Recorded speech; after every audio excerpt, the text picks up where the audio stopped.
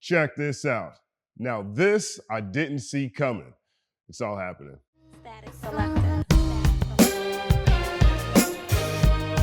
Hip-hop's 50th anniversary is officially underway and New York City is going all in on the bicentennial. Mayor Eric Adams and the city committed $5.5 million to the Universal Hip Hop Museum.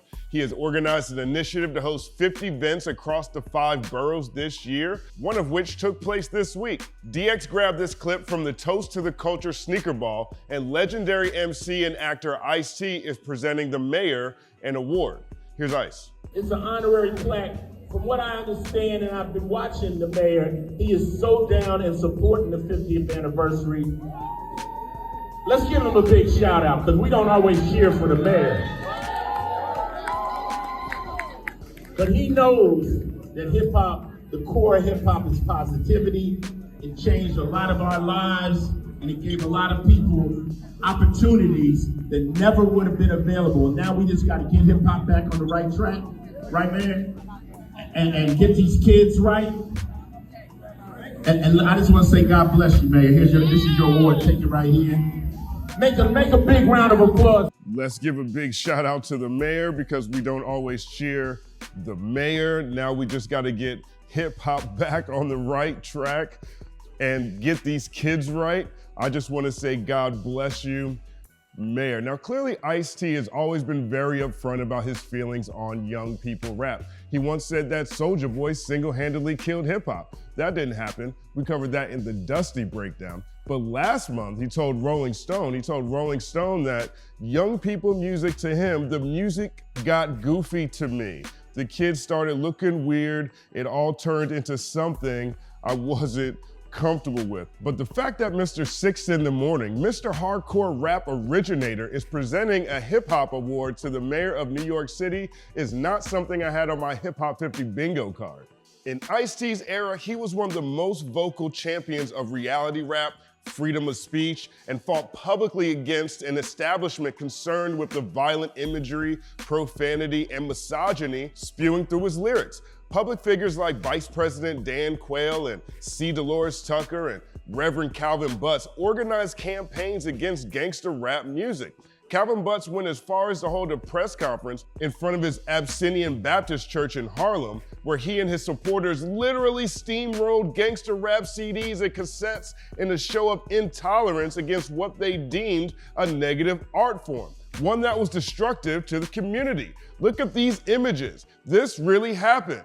The two met face-to-face in 1993 during a conversation on Video Music Box with Uncle Ralph McDaniels. And Ice-T was brash and combative and fingering an over-policed environment and a lack of opportunities for the youth as the dark inspiration behind the musical content. Take a look. See, I do hardcore rap. I don't do pop rap. I don't do R&B rap. I do hardcore rap. I'm what is considered the inventor of the genre. I was the first person to ever get a sticker put on my record. I was the first person to ever be the PMRC Step 2. I'm #1 on the PMRC's list.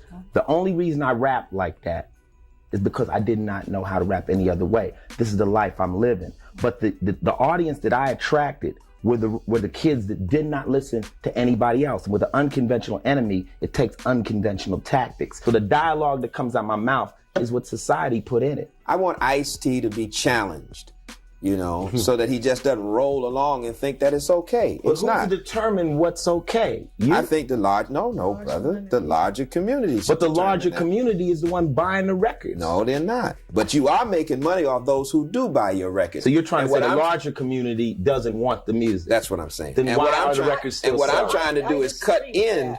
You gotta disagree. I disagree with that. You trying to cut in on the money. No, I'm trying to cut out your money. Right, that's why I don't like you.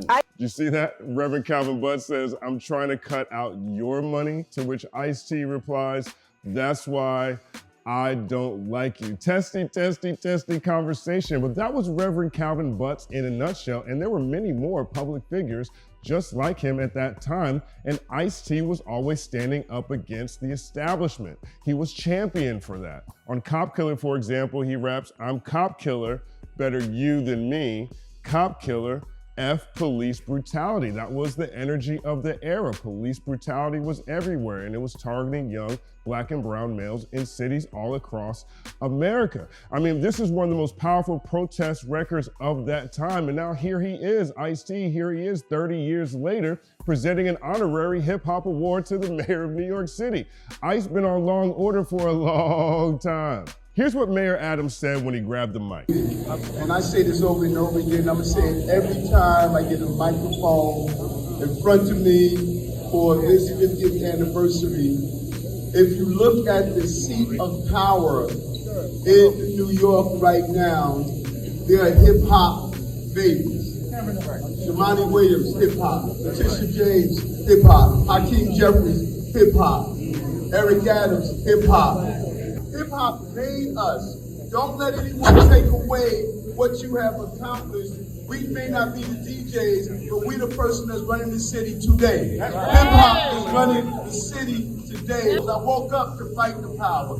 I woke up to all of the different lyrics and sounds that made us who we are. I am mayor of this New York City because I'm the hip hop mayor. There's never been a hip hop mayor before. I'm the hip hop mayor. Thank you, hip hop. I woke up to fight the power. I'm mayor of New York City because I'm the hip hop mayor.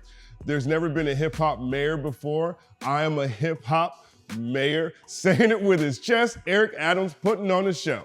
Now, if you are not familiar with Mayor Eric Adams of New York City, punch yourself in the face.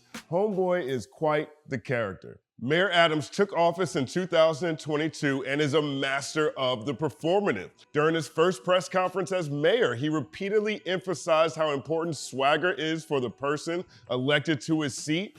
When the mayor has swagger, the city has swagger. In June of that year, he held a press conference celebrating all of the, quote, loud, intimidating, and illegal dirt bikes and ATVs they've taken off the streets of New York City. I mean, this looks like something straight out of the Reverend Calvin Butt's 1990s playbook of steamrolling gangster rap CDs. Last November, Mayor Adams signed a bill to cancel New York City's rap problem.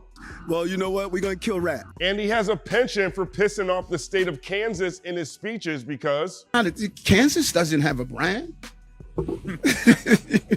Now, I admit, I get a kick out of Mayor Adams' Kansas quips, especially being a Duke basketball fan. No love for the fellow Blue Bloods. That's a college basketball reference. But away from Kansas and swagger and steamrolling dirt bikes and rats, Mayor Adams is also instituting a number of much more controversial policies impacting New Yorkers. New York City is facing major challenges when it comes to crime, homelessness, and education.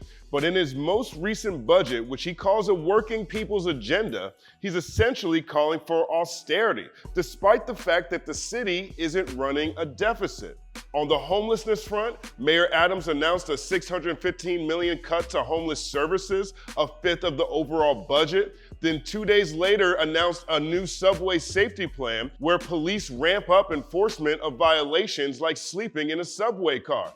Now, I don't want people living in my subway cars either, but it'll be interesting to see how he cuts homelessness while cutting a fifth of the homeless services budget on the education front. In 2022, the hip-hop mayor cut an estimated $300 million from New York City schools, mainly targeting student support, arts, and music programs. Mayor Adams said he planned to cut another $80 million this year, but decided to delay it because of public bouts like these.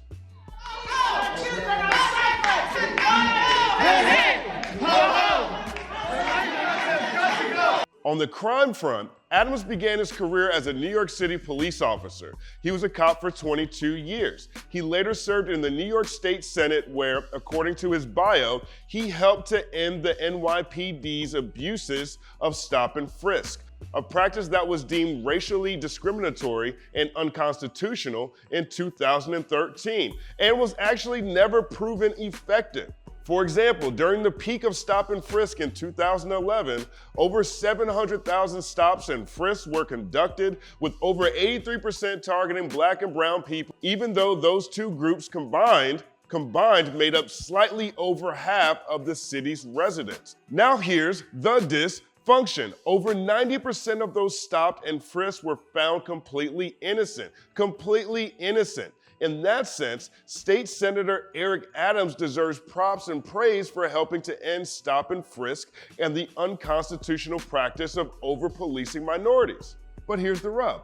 Facing a rise in crime post-COVID, Mayor Adams, now Mayor Adams, has decided to reinstate stop and frisk, returning to that same unconstitutional, racially discriminatory well, and is getting damn near the same results. It's all happening. Check this out. According to data from the New York Civil Liberties Union, police recorded 4,116 stop and frisks in the second quarter of 2022, the most in any 3-month period since the fourth quarter of 2015.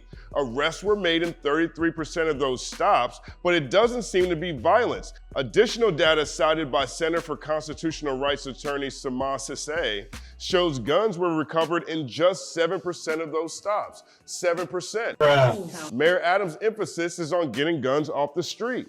Data also shows pedestrian stops disproportionately target minorities, because of course they did. Black and Latino made up 58% and 30% of those stops in the second quarter, respectively. 9% were white, according to the NYCLU. But we can't necessarily trust these numbers because it was also found that 29% of the stops made by the NYPD last year were not properly documented, something the department said was in part an effect of the pandemic. Jesus Christ. Cuts to education, cuts to housing, stopping and frisking, breaking out the bulldozer Reverend Calvin Butt style. I mean, you'd think this was Reagan-era big city management, back when public officials used to think hip-hop was public enemy #1.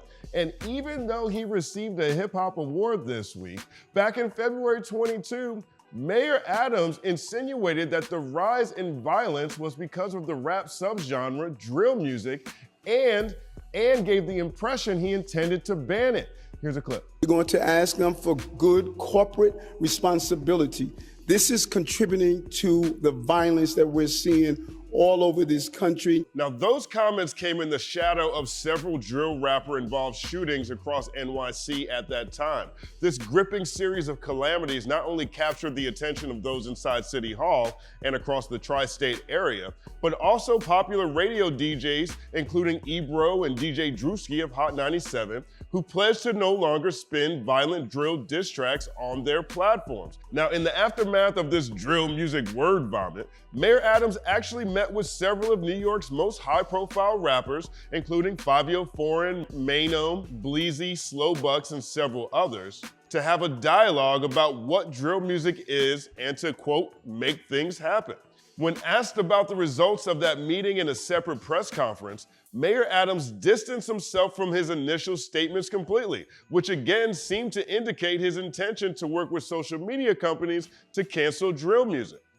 And they came in with a lot of energy of, you know, here's a 62-year-old guy that don't understand young people and you want to destroy it. And I let them talk. And then I told them what I said, that violent people who are using drill rapping to post who they killed and then antagonize the people who they are going to kill is what the problem is. And they heard me, and we're going to be rolling out something in the next few days to deal with this issue. It was a great conversation. I was happy to have them there. To this day, it's still unclear if anything was ever rolled out following that meeting. But in September of 2022, check this out, at the request of Mayor Eric Adams and the New York City Police Department, Bronx drill rapper Sha Ek, Brooklyn drill rapper 22 G's, and Ron Suno from the Bronx were blocked from performing at Rolling Loud, one of the biggest rap festivals in the country. The mayor and the police deemed a potential for violence too great for them to appear. Maybe Mayor Adams didn't cancel all the drill music, but he definitely cock-blocked on at least 3 drill artists. The point is this: New York City Mayor Eric Adams is doing incredible things for the 50th anniversary of hip hop. He approved $5.5 million for the Universal Hip Hop Museum, which is absolutely needed. He commissioned 50 events throughout the year in celebration of this milestone. He went to high school with Uncle Ralph McDaniels, and he said he grew up listening to Fight the Power. New York is facing incredible challenges, and I hope he's the guy to right the ship. I wish him all the success in the world. But what does it say about hip hop in 2023 when the self-proclaimed hip hop mayor is presented with an honorary hip hop award by Ice-T while slashing education funding and reinstating stop and frisk? I don't have the answer to these questions. Static selected. Another Saturday, another TBD. Thank you guys for rocking with me each week. I appreciate it. I really appreciate you guys bearing with me as well. I've been under the weather all week long, so everything just took a lot longer to get through. But we're still rocking on Saturday. Still haven't missed a Saturday, so it's still all happening. I want to be clear here. I don't have shots for Ice-T on this. I don't have any shots for Eric Adams on this. I just think all of this is supremely ironic. A lot of the policies that Eric Adams is instituting in New York may be out of necessity based on how he sees his city. He knows it much better than probably the rest of the world. But the point is, based on those policies, it looks like a return to the environment that Ice-T was so upset about when he was talking to Calvin Butts. And that to me is supremely ironic in the 50th anniversary of hip hop, while we're celebrating all of the achievements from all the mavens and pioneers throughout this culture. We're giving an award to someone who arguably might be turning back the clock. I don't know, maybe that's too strong. Let me know what you think. What do you think about all of this? Do you think that it's in bad taste, or was it weird or awkward seeing Ice-T, Mr. Body Count, Mr. Cop Killer, hand Mayor Cop a hip hop award? I don't know, man. I mean, maybe we're too far through the rabbit hole. But first, as always, gotta shout out the analysts. Thank you guys for all of your analysis you guys drop in the comment section each week, especially to thank you to all the analysts who donate to this channel, helping us forward this mission. You guys are priceless. Let me know what you think about all of this. My name is Justin Hunte. Like and subscribe to the channel, follow @TheCompanyMan on everything. And as always, it's all happening. If they like it or not, I'm the mayor.